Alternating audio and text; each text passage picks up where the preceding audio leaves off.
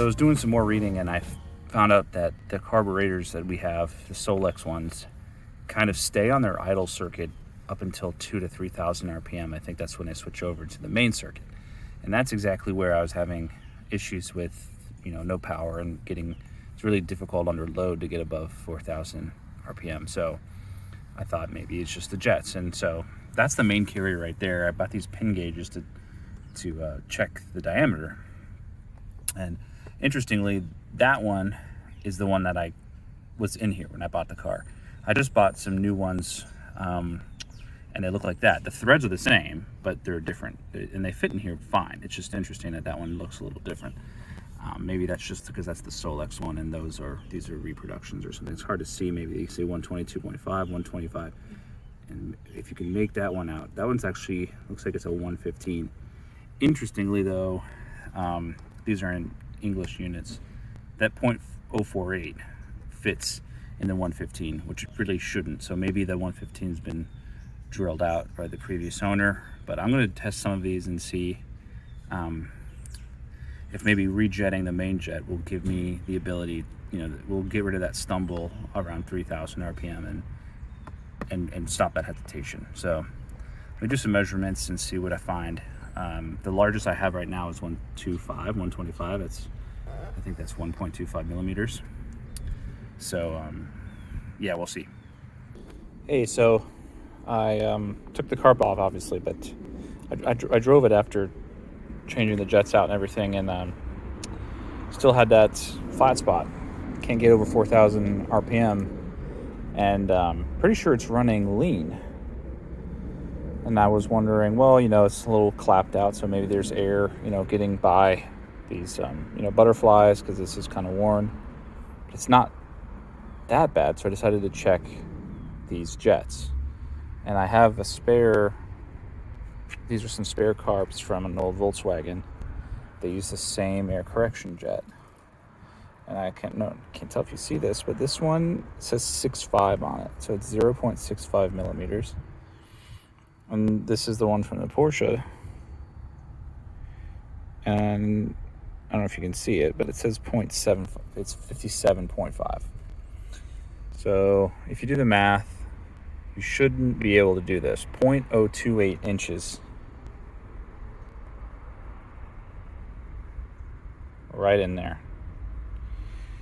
So that shouldn't be possible. Hold it up to the sun there. See? That is all the way through.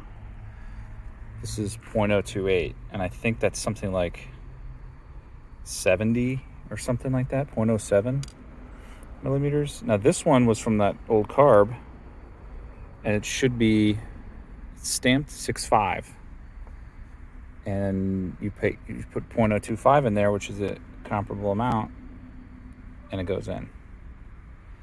So I think what happened is, sorry, this is all going out, in and out, but I think what happened is someone drilled out these the ones for this Porsche. And I don't know why. Maybe the Porsche I have has like a big bore kit on it, and I don't know that. That would be kind of cool. But I checked these up here. These I think are the regular air jets on the top. I forget the term, but they're 0.18, and I don't have a pin gauge that size, but they're definitely bigger than 0.18 because I can fit 2 pin gauges that add up to that and have room to spare. So I'm kind of at a crossroads. Do I go and find 4 of these jets, 4 of those jets,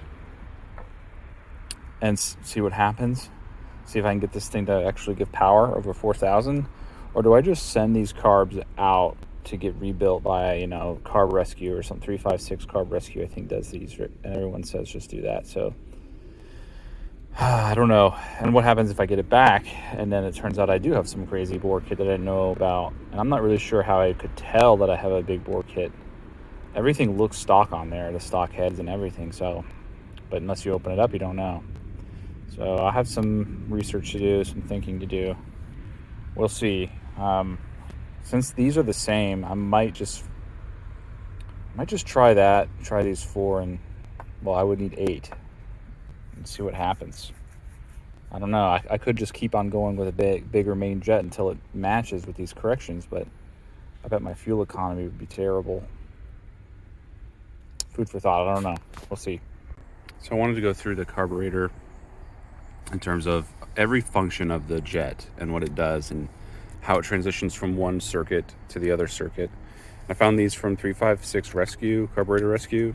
They're probably from an old 356 manual, but it's the same carbs for the 912. And so, you know, maybe you're wondering, well, what do you mean by the adjusting the float level? Here's a cross section of the float, for instance. This is that little adjustment screw that backs out against this triangular piece, which, you know, as you push this in, it moves this pivot point up and down, which would adjust, you know, where the float level is, or I should say where the needle stops, and that would adjust the float level. So you can see that kind of here. This is the opposite. So that is an inspection port, that screw, and then this is that little screw that can adjust the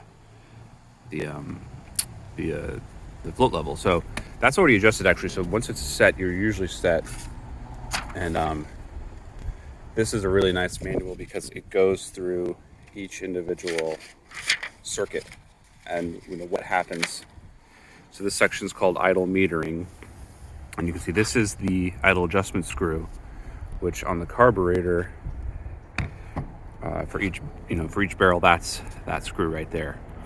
So when you're looking at the underside of these carbs, you can see these 3 small, or actually there's like 5 or 6 of them, 5 small dots, and this screw adjusts, you know, how much fuel is going in through this idle circuit. It's on both sides of the throttle. So as you're opening up, these ports become open to the vacuum, and they're getting more. And it kind of goes into, you know, here you can it tells you how it's related to the main jet, but you can kind of see how this circuit works. And that main jet obviously was maybe a little off, but it was actually pretty okay. So as I was driving the car, this circuit was really working fine, and it was only after maybe 2,000-3,000 RPM where it'd fall on its face and just stop accelerating. So you can kind of go in through the intermediate. This is the intermediate metering section. You can see the, you know, throttle's open more. All these ports are pouring out, and you're starting to pull air in through this main jet up here. And the main jet was the one that I should say the main air jet was the one that was too big. So maybe this was the cause of a lean condition when I was going, you know, up to 4,000 RPM, that flat spot. That's at least my my theory for now. And you can see there's another section, power metering. So even when you're going higher into 4,000 RPM, you can see these other circuits start waking up. These jets I measured, they are okay, but you can see this is still used. This emulsion tube is using, so it's pouring fuel out of this venturi as well. And then when you're full power, you're even pulling fuel out of the top of this carburetor, which in this case you can't see, but these are those ones that were too big. They're 180s, and then those other 2 are underneath the top of the carburetor to see it. And then of course the the acceleration is, I think that's running fine actually. That's the accelerator pump. And there's this other thing I haven't checked yet, which is just the return flow port, I guess. There's a little dot there, and it stops for excess rich, but I was so lean that I'm not too worried about it now, but I'll take that off too and measure it and see how it goes. So that's kind of the 4 stages or 4 or 5 stages of this carburetor, the Solex. And I'm excited now. I got these new jets. We'll see how they work and how she drives after changing them out. So I wanted to capture this as well. My carbs are what they call split shaft. And if you send them in these days, they delete the split shaft and they just make them a solid shaft, meaning the actual throttle arm here is a solid beam that goes all across. I guess in either 68 or something, when they made these, the last iteration they were split shaft, and you can see there's a little adjustment there, and these are disconnected. So you can, when you're doing the synchronizing, when I was telling, when you look at the vacuum out of this one versus the vacuum out of this one, you can actually kind of put a screwdriver in here and change the butterfly, the idle butterfly position on this one compared to this one, which is pretty cool. Apparently in solid shafts, if you wanted to do that, you had to actually physically bend the shaft as you do it. So that kind of sounds scary, but I guess the solid shafts are preferred because they just wear out. They don't wear out, I should say. They last longer, especially if you're rebuilding them, obviously, because I think these bushings go bad. These are copper bushings, and they put in maybe bronze ones now. But either way, there's a little buffer block here that kind of keeps tension on here. And I think I mentioned it in a previous video. I just put 2 pieces of fuel line to keep this taut, and that allows you, when you back this screw out or push it in, that these are still locked together. But I did finally find the actual material that they're supposed to be made out of. There's some kind of plastic, I don't know if it's like a phenolic resin or what this is. It's not that gummy, though. It looks gummy. And since I took this carb out, I'm going to replace this with true buffer block material anyways, because I kind of like the idea of just keeping it stock. But if this carb is truly, you can see this bushing right here, if this carb truly is kind of clapped out and worn out, then it really wouldn't matter. But I went ahead and bought the new jets anyways to try and see if I can get this running normally. But for now, we'll wait for that to come in the mail, and I'll put these buffer blocks in these carbs so they're as stock as possible. And there you go. There's the buffer block installed. You can kind of tell that's, this is backed out almost all the way. If I back it out one more complete turn, I run out of adjustment. So that does lead me to believe that this carb will need to be rebushed and probably converted into a solid shaft, but that's probably pretty expensive. I kind of have this vendetta now. I want to see if I can get this thing running right in a stock way. And then if it's too much of a hassle, we'll go and bite the bullet. But at least this looks good. This is how it's supposed to look. And yeah, I counted how many turns I had to release it to put that buffer block in, and so there's only 2 complete turns. So we're running out of a room on this adjustment. But one thing done, on to the next one. So this is embarrassing, but I'm not above showing it so other people don't make a mistake.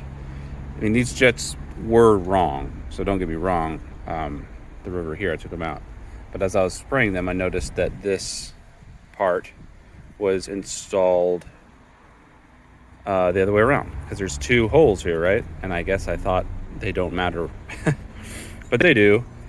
This end doesn't go through, so it goes on this side where there's a holding screw, and then this is a passageway from that air jet right there. So I mean, that was completely blocked for this cylinder, so that was obviously a problem. But so if you are rebuilding, make sure you keep track of which indentation goes where, because this is just a set screw to hold it, and this is actually the passageway from this main air jet here that goes to the emulsion tube out into the main carb there. So yeah, that's fixed now. So on to the next one. I'll check this one as well.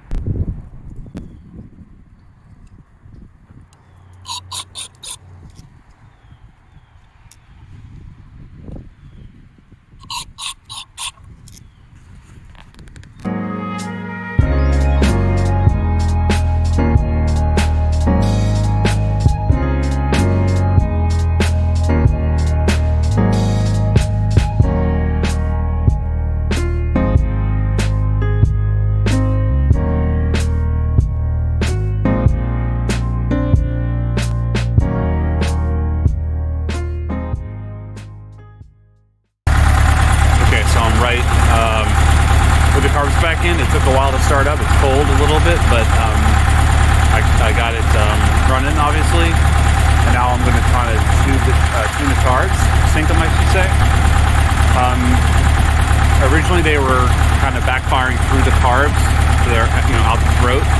And in at least for this car, that usually means it was a little too lean. So I did back out the mixture screws, the idle mixture screws, about a half a turn, or maybe a little more than that, to get it to stop backfiring at all. So that's running really good. And I'll kind of go through the process of syncing the carbs. Right now I have it idling 1100, a little high, but I like it right there. I think it's maybe 1000, but 1100 is good. And in order to sync the carbs, I just measure.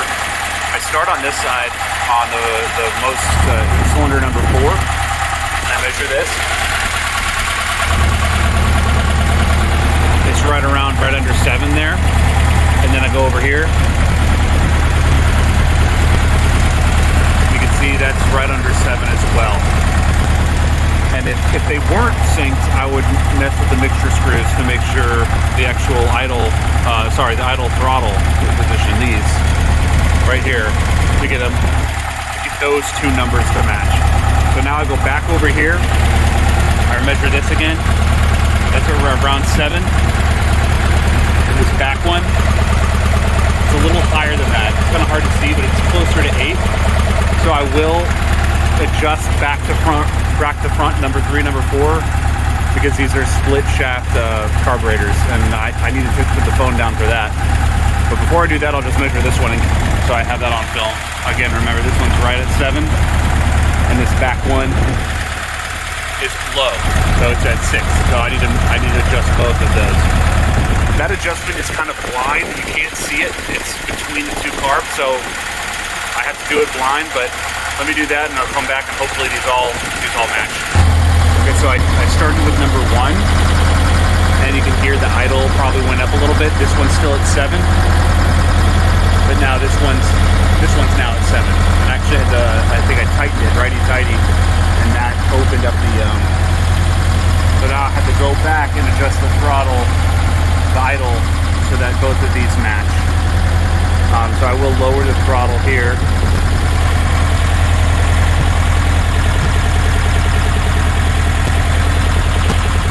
What I'm doing here.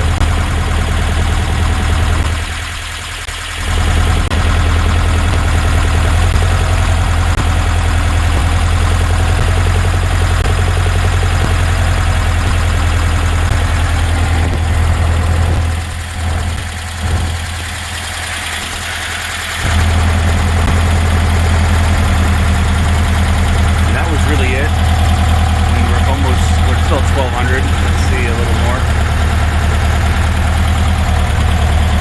We're getting there.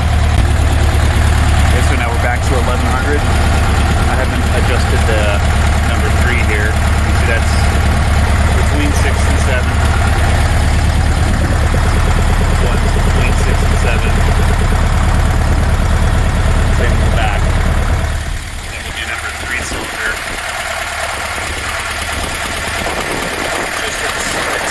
A bit high. I adjust that now. Okay, I just adjusted it. Idle went down just about 50 RPM. So you can see that's right at just above 6. That's just above 6. So now we got to readjust the idle. Remember that one's just above 6. And this one, well, that one's pretty close too. It's a little closer to 7. So I think all we really have to do is just bump the throttle up a little bit here.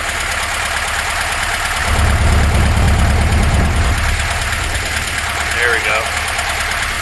Almost imperceptible. And there we go. We're at 1100. Closer to 7 than it is to 6. Closer to 7 than it is to 6. Same thing over here. Let's hope this is the same. It is. So now everything's synced. We're at 1100 idle.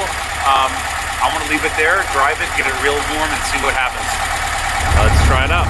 Okay, so this is the last video of this tune-up series because it's been long enough. It's been a couple days, but I just went for a test drive, and it actually drives good. Like, it drives like you'd want a car to drive a little bit. It still has some hesitation around 2,000 to 3,000, but not bad.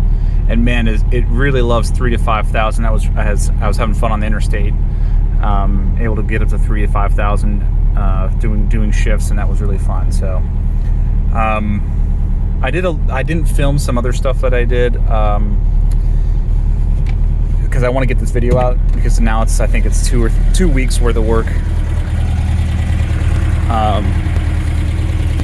But I went through the electrical system yesterday, and I finally got those lights working, so now I can drive it at night. And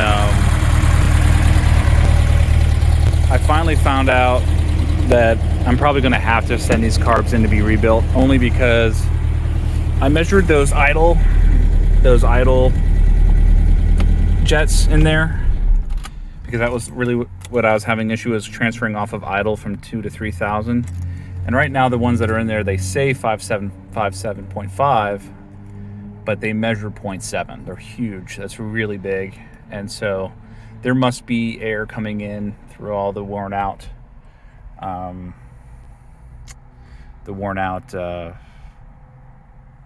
bushings. So I did also find out that this was incorrect, so I took it off, and now you can see it's a lot looser, but it feels a lot better. And so the next thing I'm going to do is actually drain the transmission fluid, put some new fluid in there, because I found out once the car gets hot, the first synchro doesn't really like me very much, and you have to be real ginger with it. Sometimes I put it in second to get the first synchro to kind of move, and the same thing happens in reverse. Sometimes it doesn't like me. So synchros are probably a little worn out, if not totally shot, but maybe some transmission fluid will help that. And then I'm trying to think if there's anything else that I did. No,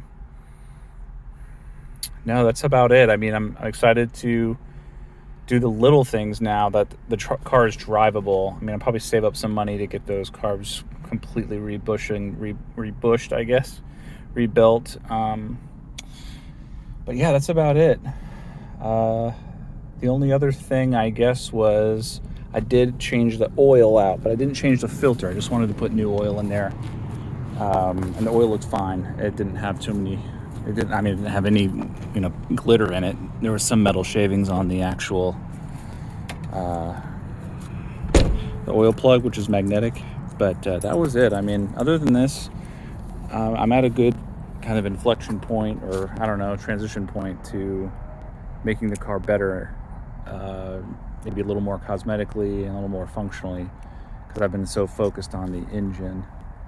But yeah, thanks for watching. I gotta put all these videos together now. Till next time.